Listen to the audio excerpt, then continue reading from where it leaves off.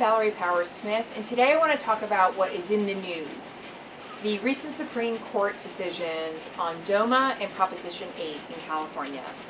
What do these mean for you if you are a same-sex couple and are contemplating marriage, or you are a same-sex couple that is already married? What do these mean for you? There's so much being developed right now in the aftermath of these decisions, and so the purpose of this clip is really to champion the great decisions and the victory and the equality of these decisions. And I have posted the day of the decisions on Facebook. I love when the Supreme Court gets it right. But we really want to take pause and look at individual situations and what makes sense for you. It's not about what do you have a right to, but how does it impact you financially? How does it impact you in terms of your assets and your investments? How does it impact you in terms of benefits, state or federally, that may be available to you? And how should you craft your estate plan if you've not done it yet, or how should you look at changing it in terms of what you have in place right now? So because I'm the attorney, let's talk about the estate plan, and let's talk about different considerations you may have.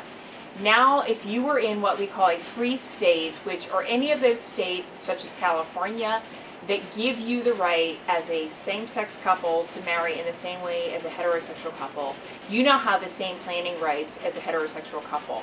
And so when you come into my office, my discussion with you will be different now in terms of looking at you as a joint couple and making your plans in terms of each of you having a will, but having one joint revocable trust in terms of your assets.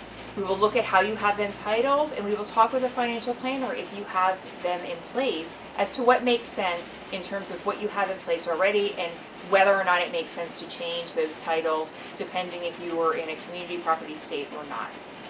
The other considerations are to make sure that regardless of whether you're married, regardless of whether you're a domestic partner and registered, or just a couple that isn't married but in a committed relationship, that you do get these documents in place in terms of appointing, if anything happens in your life, healthcare directives for medical decision making, durable power attorneys for financial decision making, and making sure by way of your will and estate that you say who will receive your assets when you die. You do not want to defer to your particular state's intestacy laws to say who gets your assets. If you want your partner to be the one that receives things that you've invested and you've built together, then you may need to make sure you have these documents in place.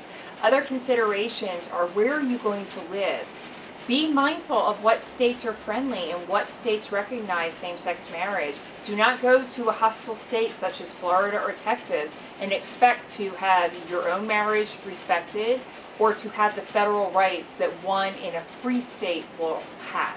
For example, if you're in a free state, you having a partner who dies, you are going to get the unlimited marital deduction when you have to file federal estate tax returns. You may also have more favorable treatment in terms of your personal income taxes. The important thing to recognize with the aftermath of these decisions is there are important considerations in all facets of your life, but first let's get into my office and let's start doing your estate planning and talking about what makes sense for your particular situation.